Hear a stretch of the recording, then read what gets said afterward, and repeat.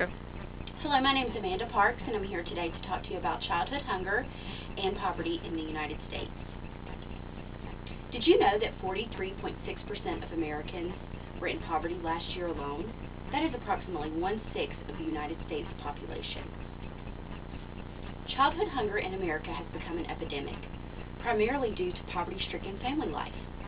What is the target race and gender for impoverished Americans, and who goes to bed hungry? Poverty is defined as the state of being poor, lacking money or material goods, which includes food for so many Americans. In 2008, 4.1% of all U.S. households, about 4.8 million people, assessed emergency food from a pantry one or more times. In 2008, households with children reported food insecurity at almost double the rate of those without. It's 21% compared to 11.3%. Also in 2008, households that were likely to experience food insecurity were households with children by single women, was at 37.2%.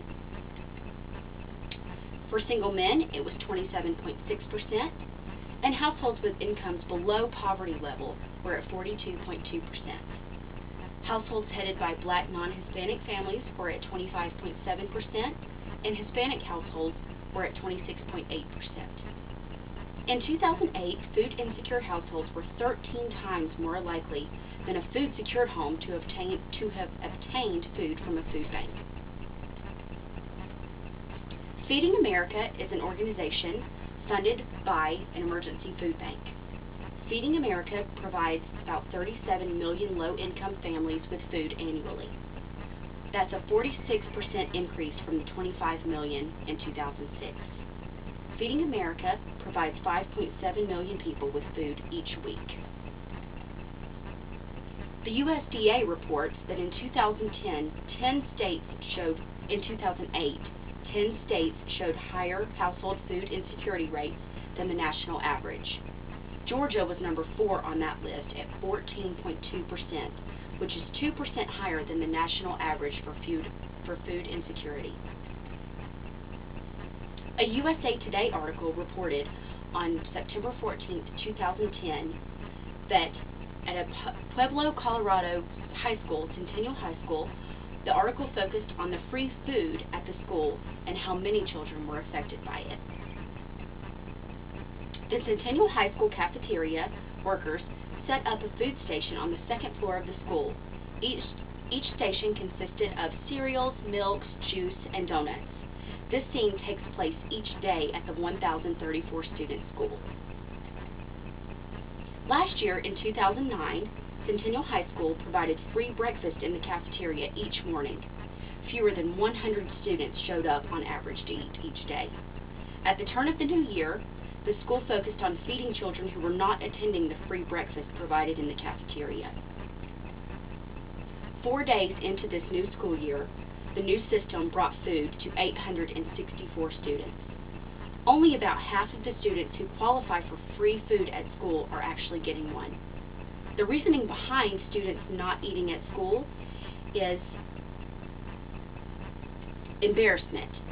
But Centennial High School has provided this regardless of income, so the students who are less fortunate do not feel ashamed of utilizing the free meals. As a result of this new system, 76% of Pueblo's needy kids eat school breakfast. That's more than any state and almost every big city, according to the Food Research and Action Center. They track participation in school meal programs.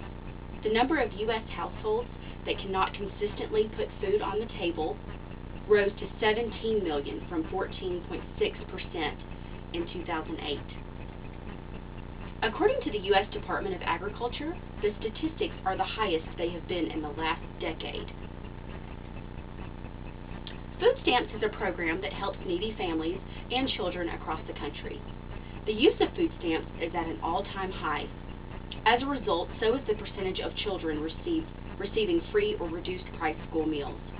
This rose from 59.3% in 2007 to 62.5% in 2009. Food stamps are issued to low-income families or families struggling to put food on the table.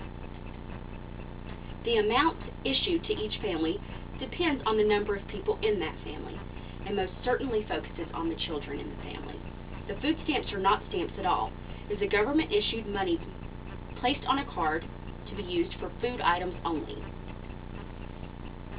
The food stamps allow a certain dollar amount to be used each month, and families can purchase any and all food items that are in your grocery store but are not prepared.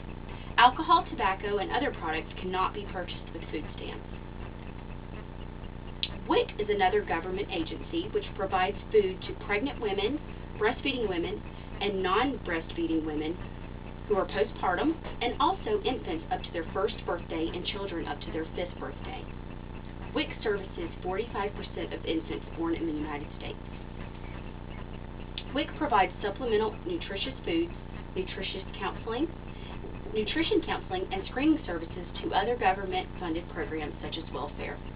WIC applicants must meet income eligibility requirements and must be seen by a health professional to receive the benefits.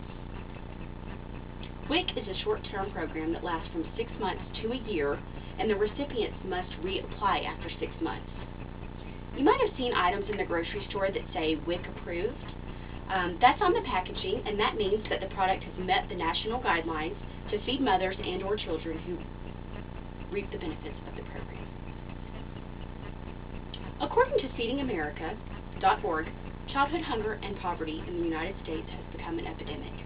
By donating $1 each day will equate to 7 meals to feed America's hungry children. Thank you for your time. Have a great day.